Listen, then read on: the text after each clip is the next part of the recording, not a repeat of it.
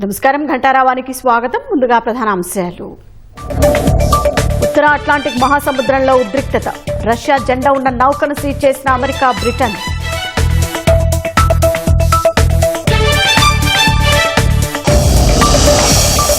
నేడు సీఎం అధ్యక్షతన మంత్రివర్గ సమావేశం. 19,391 కోట్ల పెట్టుబడులకు ఆమోదం తెలిపే అవకాశం.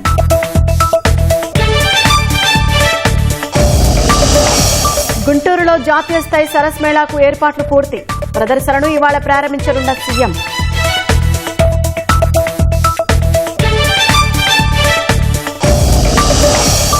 తగ్గిన కోనసీమ బ్లోఅవుట్ తీవ్రత. పునరావాసాల నుంచి ఇళ్లకు చేరిన స్థానికులు.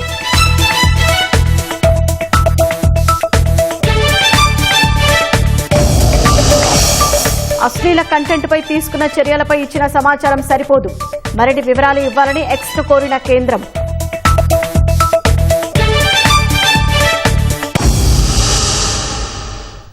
ఉత్తర అట్లాంటిక్ మహాసముద్రంలో తీవ్ర ఉద్రిక్త పరిస్థితులు నెలకొన్నాయి. రష్యా జెండాతో వెళ్తున్న వెనజువేలా చమురు నౌకతో పాటు మరో నౌకను బ్రిటన్తో కలిసి అమెరికా నియంత్రణలోకి తీసుకుంది. ఈ ఆపరేషన్కు అమెరికా, బ్రిటన్లు భారీ ఎత్తున బలగాలు, యుద్ధ విమానాలు, హెలికాప్టర్లను వినియోగించాయి. అమెరికా చర్యలపై ఘాటుగా స్పందించిన రష్యా తమ నౌకను సీజ్ చేసే అధికారం ఏ దేశానికి లేదని స్పష్టం చేసింది. ఈ నౌక ద్వారా రష్యా, ఇరాన్ సంయుక్తంగా అంతర్జాతీయ ఆంక్షలను ఉల్లంఘిస్తూ ఉగ్రవాదాన్ని ప్రోత్సహిస్తున్నాయని బ్రిటన్ ఆరోపించింది.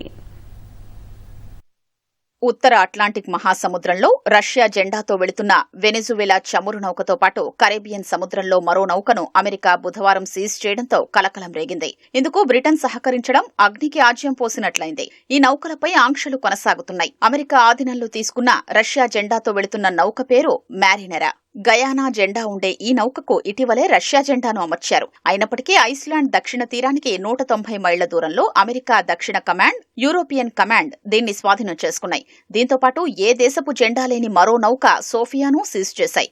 ఈ ఆపరేషన్ కోసం అమెరికా, బ్రిటన్ భారీ ఎత్తున బలగాలు, యుద్ధ విమానాలు, హెలికాప్టర్లను వినియోగించాయి. ఈ నౌకను అమెరికా దక్షిణం వైపునకు మళ్లించారు.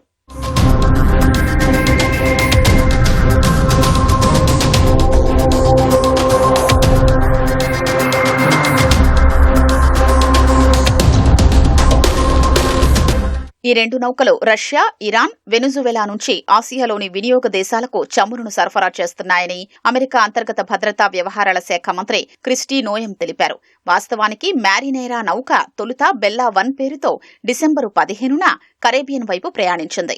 అకస్మాత్తుగా అది ఉత్తరం వైపు తిరిగి ఐరోపా దిశగా ప్రయాణాన్ని ప్రారంభించింది.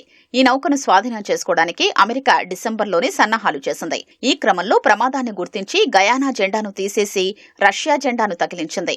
వెనెజువేలా వైపు వెళుతుండగా డిసెంబర్లోనే స్వాధీనం చేసుకునేందుకు అమెరికా ప్రయత్నించింది. ఈ నేపథ్యంలో మ్యారినెరా నౌకకు రక్షణగా రష్యా కొద్ది రోజుల కిందటనే నౌకాదళాన్ని పంపినట్లు సమాచారం. అమెరికా దాడి చేసే సమయానికి రష్యా దళం అక్కడికి సమీపంలోనే ఉన్నట్లు తెలుస్తోంది. అయినప్పటికీ బ్రిటన్తో కలిసి అమెరికా బలగాలు సమర్థంగా తమ ఆపరేషన్ను పూర్తి చేశాయి.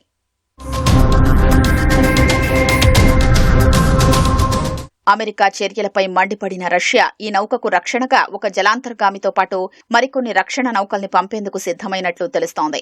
మ్యారినెరా నౌక చుట్టూ ఉన్న పరిస్థితులపై ఆందోళన చెందుతున్నామని, పరిస్థితుల్ని గమనిస్తున్నామని రష్యా విదేశాంగ శాఖ ప్రకటించింది. ప్రస్తుతం తమ నౌక అంతర్జాతీయ జలాల్లో ప్రయాణిస్తోందని, ఉత్తర అట్లాంటిక్ లో అది ఉందని తెలిపింది. ఆ నౌకకు రష్యా జెండా ఉందని, అదే అంతర్జాతీయ నౌకాయాన చట్ట నిబంధనలన్నీ పాటిస్తోందని వివరించింది.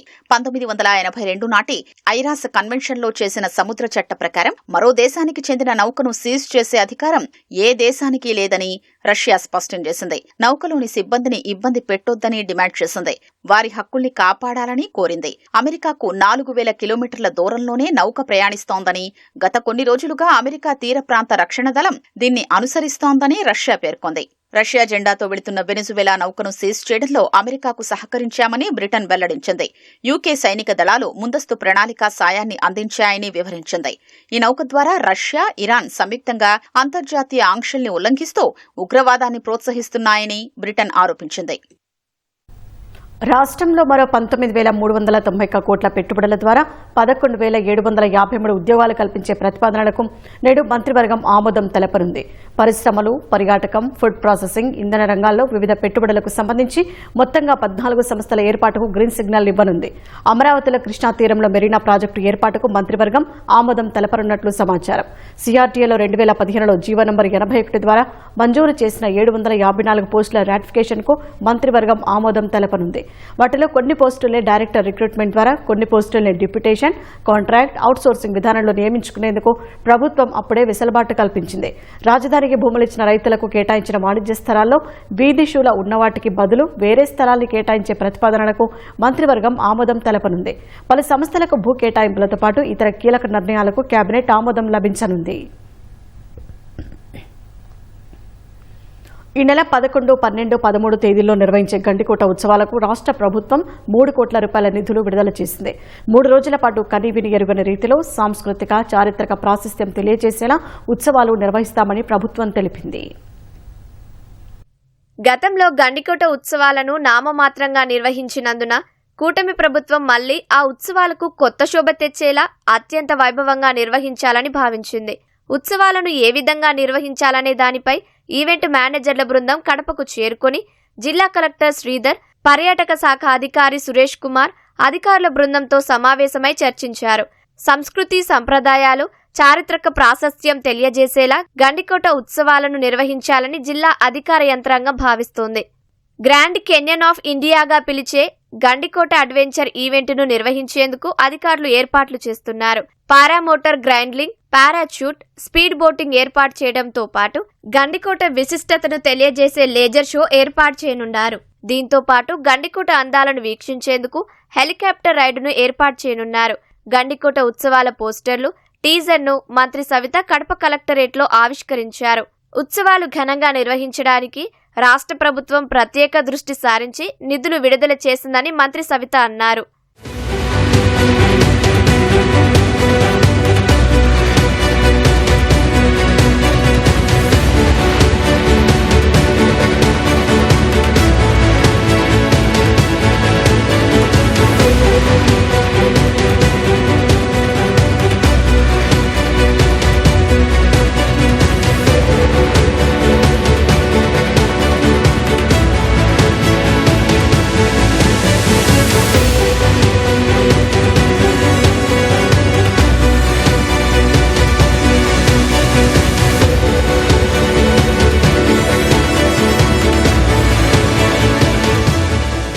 చరిత్ర కలిగిన గండికోట ఉత్సవాలు కూడా రాష్ట్ర పండుగ కూడా మనం 11, 12, 13 తారీఖున ఘనంగా జరగబోతున్నామన్న విషయం కూడా తెలియజేస్తూ రాష్ట్ర పండుగ మరి 3 కోట్ల రూపాయలు నిధులు కూడా కేటాయించారన్న విషయం కూడా తెలియజేస్తూ మరి కడప జిల్లా చేసుకున్న అదృష్టం ఈరోజు అన్ని సెక్టార్లోనూ డెవలప్ జరుగుతుంది. ఉత్సవాలు కూడా ప్రజలందరూ వచ్చి మరి ఎందుకంటే ఈ అతి తక్కువ కాలంలోనే టూరిజాన్ని కూడా మనం డెవలప్ చేసాం, అక్కడ అన్ని ఫెసిలిటీస్ ఏర్పాటు చేశాం కాబట్టి అందరూ వచ్చి మరి ఉత్సవాల్లో పాల్గొనవలసిందిగా కూడా కోరుకుంటున్నాను. అదేవిధంగా సంక్రాంతి పండుగ శుభాకాంక్షలు కూడా తెలియజేస్తాం. పర్యాటకులకు వీణుల విందుగా ప్రత్యేక సాంస్కృతిక కార్యక్రమాలు ఏర్పాటు చేస్తున్నారు. గండికోట అందాలు, పెన్నాలోయ, విశాలమైన మైదానం, ట్రెక్కింగ్, జుమ్మా మసీదు, మాధవరాయస్వామి ఆలయాలు, ప్రహారీ గోడ వంటి చారిత్రక ప్రదేశాలను చూసేందుకు వచ్చే పర్యాటకుల కోసం ప్రత్యేక సదుపాయాలు ఏర్పాటు చేయాలని నిర్ణయించారు. జిల్లా వ్యాప్తంగా గండికోట ఉత్సవాల శోభ తెలియజేసే విధంగా ఏర్పాట్లు చేస్తున్నామని జిల్లా కలెక్టర్ శ్రీధర్ తెలిపారు. మొదటి రోజు మంగ్లీ వారి యొక్క ట్రూపు, అలాగే రెండవ రోజు మన రామ్ మిర్యాల వారి యొక్క ట్రూపు, మూడవ రోజు మన శివమణి డ్రమ్మింగ్ అలాగే వారి యొక్క ట్రూపు కూడా పార్టిసిపేట్ చేస్తున్నారు. అలాగే మీ అందరికీ తెలుసు భారత ప్రభుత్వం అలాగే రాష్ట్ర ప్రభుత్వం కలిపి సాస్కీలో మనకి 79 కోట్ల రూపాయలు గండికోట అభివృద్ధి కోసం అలాగే అక్కడ మౌలిక సదుపాయాల కోసం కేటాయించడం జరిగింది. ఆ పనులన్నీ కూడా ముమ్మరంగా సాగుతూ ఉన్నాయి. అలాగే ఈ సందర్భంగా ప్రజలందరినీ కూడా కోరుకునేది ముఖ్యంగా కడప ప్రజల్ని, ఇది మన పండుగ, మన అందరి పండుగ, మన నేల, మన చరిత్ర. సో దీంట్లో మీరందరూ కూడా భాగస్వాములు అయ్యి ఈ గండికోట ఉత్సవాల్ని ఘనంగా నిర్వహించుకోవడంలో మీరు కూడా భాగస్వాములు అవుతారని చెప్పేసి ఆశిస్తూ మిమ్మల్ని అందరినీ కూడా సాదరంగా ఆహ్వానిస్తున్నాం. 3 రోజుల పాటు నిర్వహించే గండికోట ఉత్సవాలకు ముఖ్యమంత్రి చంద్రబాబు రావాలని జిల్లా యంత్రాంగం ఆహ్వానం పంపింది. విద్యుత్ శాఖ విజయవాడ దుర్గగుడి మధ్య వివాదం కొలిక్కి వచ్చింది. దేవాదాయ విద్యుత్ శాఖల ఉన్నతాధికారుల మధ్య జరిగిన కీలక సమావేశంలో శాశ్వత పరిష్కారానికి నిర్ణయాలు తీసుకున్నారు. విద్యుత్ సీఎండీపీ పుల్లారెడ్డి సమక్షంలో జరిగిన ఈ సమావేశంలో దుర్గగుడికి చెందిన 1 మెగావాట్ సౌర ప్లాంట్కు 500 కిలోవాట్స్ సామర్థ్యమున్న 2 నెట్ మీటరింగ్ వ్యవస్థలను ఏర్పాటు చేయడానికి పచ్చజెండా ఊపారు. 2023 నుంచి దుర్గగుడికి చెందిన విద్యుత్ పెండింగ్ బిల్లులను సౌర విద్యుత్తును మినహాయించి మిగతాది చెల్లించేలా ఒప్పందం జరిగినట్టు తెలిసింది. దేవాదాయ విద్యుత్ శాఖ మంత్రులు ఆనం రామనారాయణ రెడ్డి, గొట్టిపాటి రవికుమార్ సమక్షంలో ఇవాళ తుది సమావేశం ఏపీ సచివాలయంలో జరగనుంది. 2 శాఖల ఉన్నతాధికారుల మధ్య చర్చించిన అంశాల వివరాలు, తీసుకున్న నిర్ణయాలను మంత్రుల దృష్టికి తీసుకెళ్లనున్నారు. వారి అనుమతితో ఇరు విభాగాల మధ్య నెలకొన్న సమస్యను శాశ్వతంగా పరిష్కరించుకోనున్నారు. అన్నమయ్య జిల్లా కేంద్రాన్ని రాయచోటి నుంచి మదనపల్లికి మార్చే ప్రక్రియపై స్టే ఇవ్వలేమని హైకోర్టు తేల్చెప్పింది. ప్రభుత్వపరమైన నిర్ణయాలు జోక్యం చేసుకోవద్దని సుప్రీంకోర్టు గతంలో స్పష్టం చేసిందని గుర్తు చేసింది. జిల్లా కేంద్రాన్ని మదనపల్లికి మార్చే విషయంలో చట్ట నిబంధనలను పాటించామని ప్రభుత్వ ప్రత్యేక న్యాయవాది ఎస్ ప్రణతి విన్నవించడంతో పూర్తి వివరాలతో కౌంటర్ వేయాలని ఆదేశిస్తూ విచారణను 4 వారాలకు వాయిదా వేసింది. హైకోర్టు ప్రధాన న్యాయమూర్తి జస్టిస్ ధీరజ్ సింగ్ ఠాకూర్, జస్టిస్ చల్లా గుణరంజన్తో కూడిన ధర్మాసనం ఈ మేరకు ఉత్తర్వులిచ్చింది. అన్నమయ్య జిల్లా కేంద్రాన్ని రాయచోటి నుంచి మదనపల్లికి మారుస్తూ రాష్ట్ర ప్రభుత్వం తీసుకున్న నిర్ణయాన్ని సవాల్ చేస్తూ న్యాయవాది బి వెంకట నారాయణరెడ్డి హైకోర్టులో పిల్లు వేశారు. అనంతపురం జిల్లా పొలికి గ్రామానికి ఆర్టీసీ బస్సు సౌకర్యం లేక విద్యార్థులు తీవ్ర ఇబ్బందులు పడుతున్నారు. పాఠశాలకు వెళ్లి రావాలంటే రోజు 10 కిలోమీటర్లు నడవాల్సిన పరిస్థితి నెలకొంది. పొలికి గ్రామం నుంచి 18 మంది విద్యార్థులు రోజు ఉదయం 5 కిలోమీటర్లు నడుచుకుంటూ వజ్రకర్రులోని చాబాళ ప్రభుత్వ పాఠశాలకు వెళ్తున్నారు. తరగతుల అనంతరం తిరిగి సాయంత్రం మళ్లీ నడుచుకుంటూ ఇంటికి చేరుకుంటున్నారు. నడవడం కష్టంగా మారిందని విద్యార్థులు వాపోతున్నారు. ఆర్టీసీ బస్సు సౌకర్యం కల్పించాలని కోరుతున్నారు. గ్రామానికి బస్సు సదుపాయాలు ఎటువంటివి లేవు. ఉదయం నడుచుకుంటూ వస్తున్నాము, సాయంత్రం క్లాసులు అయిపోయేది నడుచుకుంటూ వెళ్తున్నాము. ఆర్టీసీ బస్సు వారు మాకు బస్సు సదుపాయాలు కల్పించవలసిందిగా కోరుతున్నాము. నా పేరు బి వెన్నెల, నేను 10th క్లాస్ చదువుతున్నాను. మాది పొలికి నుంచి చాబాలకి చదువుకునేకి రావడానికి మాకు కష్టంగా ఉంది. నడిచిపోయడానికి మాకు గవర్నమెంట్ బస్సు కావాలి. గుంటూరు జిల్లా చేబ్రోలు మండలంలోని విజ్ఞాన్ యూనివర్సిటీలో విద్యార్థి ఆత్మహత్య చేసుకున్నాడు. తెనాలి మండలం నంది వెలుగుకు చెందిన నల్లూరి రాఘవేంద్ర వెంకట్ ఇంజనీరింగ్ 3వ సంవత్సరం చదువుతున్నాడు. బుధవారం ఉదయం కళాశాల బస్సులో కాలేజీకి వచ్చిన రాఘవేంద్ర స్నేహితుని వద్ద బైక్ తీసుకుని పెట్రోల్ బంకుకు వెళ్లాడు. అక్కడ ఓ డబ్బాల పెట్రోల్ కొట్టించుకుని తరగతి గదికి వచ్చాడు. 3 క్లాసులు పూర్తయిన తర్వాత బాత్రూంలోకి వెళ్లి పెట్రోల్ పోసుకుని నిప్పంటించుకున్నాడు. విద్యార్థులకు గమనించి గుంటూరులో ప్రైవేట్ ఆసుపత్రికి తరలించగా చికిత్స పొందుతూ మృతి చెందాడు. యాప్లో రుణాలు తీసుకోవడం, బ్యాక్లాగ్స్ ఉండటం వల్ల ఆత్మహత్య చేసుకున్నట్లు విద్యార్థులు అనుమానం వ్యక్తం చేస్తున్నారు. కర్నూలు జిల్లా కౌతాల మండలం ఎరిగేరి వద్ద జరిగిన రోడ్డు ప్రమాదంలో తల్లి, కుమారుడు మృతి చెందారు. బైక్పై వెళ్తున్న తల్లి కుమారుడిని ఆటో ఢీకొట్టింది. ప్రమాదంలో తల్లి మహాదేవి, కుమారుడు నాగిరెడ్డి అక్కడికక్కడే మృతి చెందారు. తల్లి, కుమారుడు ఇద్దరు ఎరిగేరి గ్రామంలో బంగారమ్మ అవ్వదే వరకు వెళ్లి మొక్కులు తీర్చుకుని తిరిగి వస్తుండగా ప్రమాదం జరిగింది. తల్లి, కుమారుల మరణంతో గ్రామంలో విషాద ఛాయలు అలుముకున్నాయి. ఆటో డ్రైవర్ శేఖర్ మద్యం తాగి వాహనం నడిపినట్లు స్థానికులు గుర్తించారు. నిర్లక్ష్యంగా ఆటో నడిపిన డ్రైవర్ను స్థానికులు చితకబాదారు. నకిలీ మద్యం కేసులో 4 నిందితులను కస్టడీకి ఇస్తూ విజయవాడలో ఎక్సైజ్ కోర్టు ఉత్తర్వులు ఇచ్చింది. నిందితులు తలారి రంగయ్య, దారబోయిన ప్రసాద్, బాలాజీ సుదర్శన్ను వారం రోజుల కస్టడీకి ఇవ్వాలని ఎక్సైజ్ అధికారులు పిటిషన్లు వేశారు. వీటిపై విచారణ జరిపిన న్యాయస్థానం 4 రోజులు విచారించేందుకు అధికారులకు అనుమతినిచ్చింది. ఈ నెల 9 నుంచి 12వ తేదీ వరకు విచారించేందుకు ఎక్సైజ్ పోలీసులకు కోర్టు అనుమతించింది. వీరిని గురునానక్ కాలనీలోని ఎక్సైజ్ కార్యాలయంలో విచారించనున్నారు. ఇదే కేసులో వైసీపీ నేత జోగి రమేష్, రాము, అద్దెపల్లి జనార్దన్ రావు, జగన్మోహన్ రావు, తలారి రంగయ్య, బాలాజీ సుదర్శన్లు దాఖలు చేసుకున్న బెయిల్ పిటిషన్లు విచారణకు వచ్చాయి. ప్రాసిక్యూషన్ కౌంటర్లు ఫైల్ చేసేందుకు నేటికి కోర్టు వాయిదా వేసింది. కోనసీమ జిల్లా ఇరుసుమండలో జరిగిన బ్లోఅవుట్ వల్ల పునరావాస కేంద్రాలకు తరలించిన ప్రజలు తిరిగి గ్రామాలకు చేరుకుంటున్నారు. ఈ నెల 5న సంభవించిన బ్లోఅవుట్ మంటలతో ఇరుసుమండ, లక్కవరం, గుబ్బలపాలెం గ్రామాల ప్రజలు భయంతో పరుగులు తీశారు. ప్రభుత్వం వారిని పునరావాస కేంద్రాలకు తరలించింది. ఈ ఘటన కారణంగా ఎలాంటి ప్రాణనష్టం జరగలేదు. కానీ ఆ రోజు ఎగిసిపడిన అగ్నికీలలు, భారీ పేలుళ్లతో ప్రజలు భయభ్రాంతులకు గురై పరుగులు తీశారు. 2 రోజులుగా మంటలను అదుపు చేసేందుకు ఓఎన్జీసీ అధికారులు ప్రయత్నాలు చేస్తున్నారు. మంటల తీవ్రత తగ్గడంతో పునరావాస కేంద్రాల నుంచి ప్రజలు తిరిగి గ్రామాలకు చేరుకున్నారు. చాలా భయపడిపోయామండి. పిల్లలు కాలేజీలో ఉన్నారు, చాలా టెన్షన్గా శబ్దాలకి చాలా భయవేస్తుందండి. వండుకునే అన్ని అక్కడ పడేసి కట్టుకున్న బట్టలతో వెళ్ళిపోయామండి టెన్షన్ తోటి. ప్రాణాలతో అయితే భయపడ్డాం. ఎన్ని రోజులు ఉన్నారు బయట? 2 రోజులు ఉన్నాం. ఎలా చూసారు అక్కడ? బాగా చేస్తారండి. జనసేన పార్టీ వాళ్ళు అన్ని మనకి అనుకూలంగా చేస్తారండి. ఇబ్బంది ఏమీ లేదండి అక్కడ. సరే, ప్రాణంతో అయితే బయటపడ్డాము. ఇప్పుడు ఎలా ఉంది? ఇప్పుడు అదే ప్రాణంలో ఉందండి మాకు. ఇప్పుడు టెన్షన్ గానే ఉంది నాకైతే. ఎలా వచ్చారా? ఇళ్ళకి వచ్చేసారా? వచ్చేసాను రాత్రి 10. 2 రోజులు అయితే అక్కడ ఉన్నామండి. రాత్రి 10 పర్లేదు అన్ని తీసుకొచ్చారండి. కాకపోతే మాకు భయం అయితే అలాగే ఉందండి. ఎందుకంటే గుమ్మని మంటలు అయ్యి కదా, ఏ టైం ఏం జరుగుతుందో అని. కాకపోతే పండగ ఏమో దగ్గరగా ఉంది. ఏం చేయాలో మాకు కూడా మాకు తెలుస్తలేదండి. ప్రస్తుతానికి ఇలా ఉన్నామండి. పొద్దునైనా గ్యాస్ అయ్యి వెలిగించుకుంటే చాలా భయపడ్డామండి. తెలంగాణ రంగారెడ్డి జిల్లా మీర్జాగూడ వద్ద ఘోర రోడ్డు ప్రమాదం జరిగింది. చెట్టును కారు ఢీకొట్టడంతో 4 అక్కడికక్కడే మృతి చెందారు. మోకిల నుంచి హైదరాబాద్ వస్తుండగా కారు అదుపు తప్పి చెట్టుకు ఢీకొట్టినట్టు తెలుస్తోంది. మృతులు సూర్యతేజ, సుమిత్, శ్రీనిఖిల్, రోహిత్ గా గుర్తించారు. మరో యువతికి తీవ్ర గాయాలతో ఆసుపత్రిలో చికిత్స పొందుతోంది. రోడ్డు పక్కన చెల్లాచెదురుగా పడి ఉన్న మృతదేహాలను చేవెళ్ల ప్రభుత్వ ఆసుపత్రికి తరలించారు. మరిన్ని వార్తలు సంక్షిప్తంగా వేగంగా చూద్దాం. పట్టాదారు పాసు పుస్తకాల పంపిణీ కార్యక్రమంలో భాగంగా రేపు సీఎం చంద్రబాబు తూర్పుగోదావరి జిల్లా రాయవరంలో పర్యటించనున్నారు. ఏర్పాట్లను అత్యంత ప్రతిష్టాత్మకంగా చేపడుతున్నట్లు joint collector Y Meghaswaroop MLA Jogeswara Rao తెలిపారు. బడుల్లో విద్యార్థులకు అవసరమైన మౌలిక సదుపాయాలు కల్పించేందుకు కూటమి ప్రభుత్వం నిరంతరం కృషి చేస్తోందని మంత్రి గొట్టిపాటి రవి అన్నారు. ప్రకాశం జిల్లా చందలూరు పాఠశాలలో 373 మంది విద్యార్థులకు రోటరీ క్లబ్ ఆధ్వర్యంలో మంత్రి గొట్టిపాటి రవి సైకిళ్లను పంపిణీ చేశారు. ఎన్టీఆర్ జిల్లా నందిగామలో ప్రభుత్వ పాఠశాలలకు డిప్యూటీ స్పీకర్ రఘురామకృష్ణరాజు క్రీడా పరికరాన్ని పంపిణీ చేశారు. కేసినేని శివనాథ్ సొంత నిధులతో ఈ క్రీడా పరికరాన్ని సమకూర్చారు. హజ్ యాత్రికులకు ప్రభుత్వం అన్ని రకాల సౌకర్యాలు కల్పిస్తుందని మంత్రి ఎన్ఎండి ఫరూక్ అన్నారు.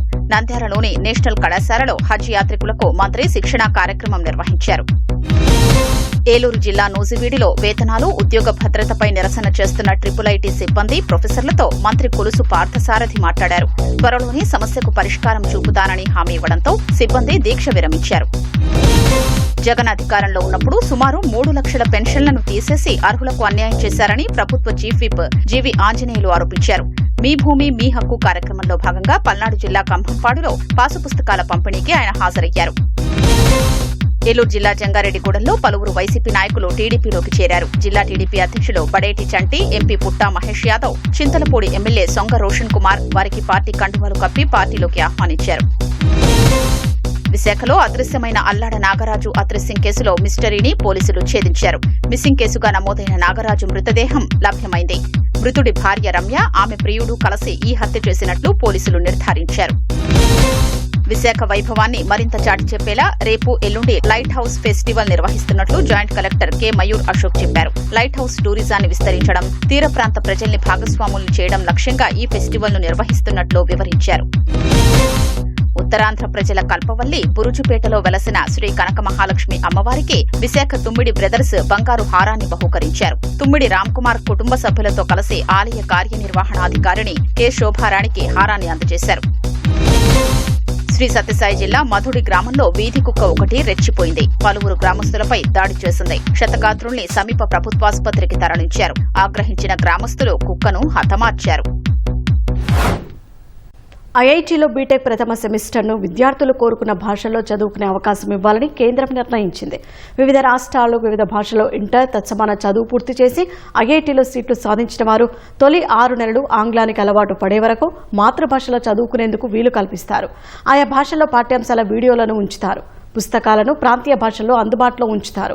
అప్పటికప్పుడు ఆంగ్ల ఉపన్యాసాలను ప్రాంతీయ భాషలోకి తర్జుమా చేసేలా ఏఐను సమర్థంగా ఉపయోగించుకోవాలని కేంద్ర విద్యాశాఖ సూచించింది. అందుకు ఐఐటీలు ఇతర సాంకేతిక విద్యా సంస్థలకు ఆదర్శంగా నిలవాలని దిశానిర్దేశం చేసింది. గతేడాది ఢిల్లీలో నిర్వహించిన ఐఐటీ కౌన్సిల్ సమావేశం తీర్మానాలను కేంద్రం తాజాగా విడుదల చేసింది. ఎంటెక్ సిలబస్ను పూర్తిగా ప్రక్షాళన చేయాలని నిర్ణయించింది.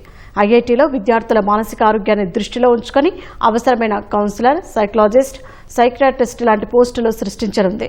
క్రీడలు, సైన్స్, ఒలింపియాడ్ల ద్వారా కొన్ని సూపర్ న్యూమరరీ సీట్లను ఆయా ఐఐటీలు విడిగా భర్తీ చేసుకుంటున్నాయి.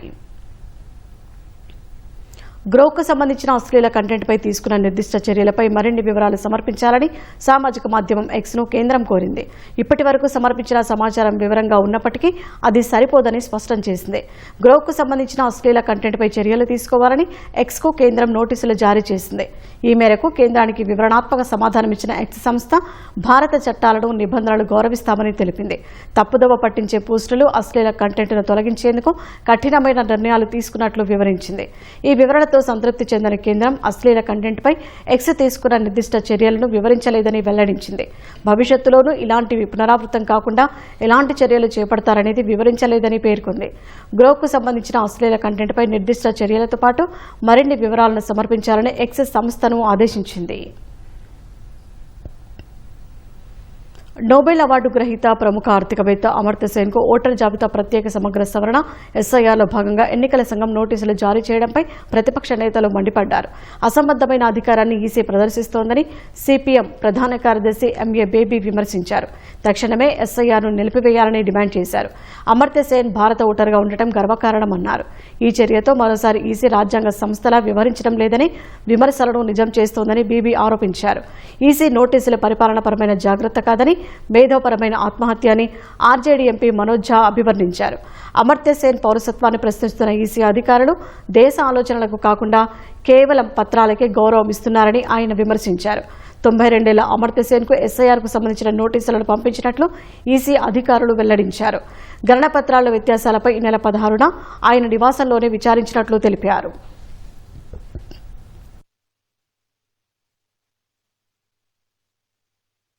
వెనెజువెలా ముడి చమురును ప్రపంచవ్యాప్తంగా మార్కెట్ చేసేందుకున్న ఆంక్షలను ఎత్తివేస్తూ ఇంధన ఒప్పందాన్ని అమెరికా ప్రకటించింది. తద్వారా దక్షిణ అమెరికా ఇంధన రంగాన్ని స్థిరీకరిస్తామని వెల్లడించింది. ఇది చరిత్రాత్మకమైనదని, వెనెజువెలా ఇంధన రంగాన్ని పునర్వ్యవస్థీకరిస్తుందని తెలిపింది. ఈ ఒప్పందం లక్ష్యం అమెరికా ప్రయోజనాలను పరిరక్షించడమేనని అమెరికా ఇంధన శాఖ పేర్కొంది. వెనెజువెలా ముడి చమురు అమ్మకాల ద్వారా వచ్చే ఆదాయాన్ని ప్రపంచ బ్యాంకులోని అమెరికా నియంత్రణలో ఉన్న అకౌంట్లలో జమ చేస్తామని వివరించింది. వాటిని అమెరికా, వెనెజువెలా పౌరుల కోసం పారదర్శకంగా పంపిణీ చేస్తామని తెలిపింది.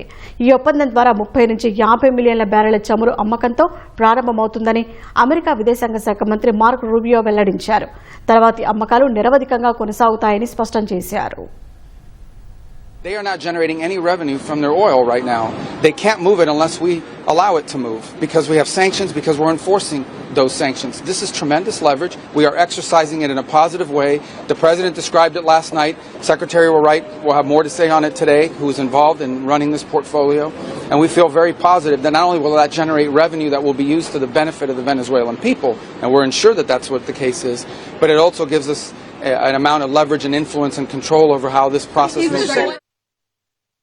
కేంద్రపాలిత ప్రాంతం యానంలో నిర్వహించిన 22వ ప్రజా ఉత్సవాలు ఆకట్టుకున్నాయి. జీఎంసీ బాలయ్య క్రీడా ప్రాంగణంలో పుదుచ్చేరి పర్యాటక శాఖ ఆధ్వర్యంలో నిర్వహించిన వేడుకలు చూసేందుకు ఉభయ గోదావరి జిల్లాల నుంచి ప్రజలు భారీగా తరలివచ్చారు. ప్రజా ఉత్సవాల్లో రెండో రోజు వివిధ రాష్ట్రాల నుంచి వచ్చిన కళాకారులు తమ ప్రదర్శనలతో ఆకట్టుకున్నారు. ఈ సందర్భంగా నిర్వహించిన ఫ్యాషన్ షో ఆకట్టుకుంది. కాంతారా నృత్య ప్రదర్శన, ముంబై కళాకారుల ఫ్యాషన్ షో, చిన్నారుల ర్యాంప్ వాక్ ఆకట్టుకుంది. బాడీ బిల్డింగ్ అసోసియేషన్ ఆధ్వర్యంలో కండల వీరులు ప్రదర్శన ప్రత్యేక ఆకర్షణగా నిలిచింది.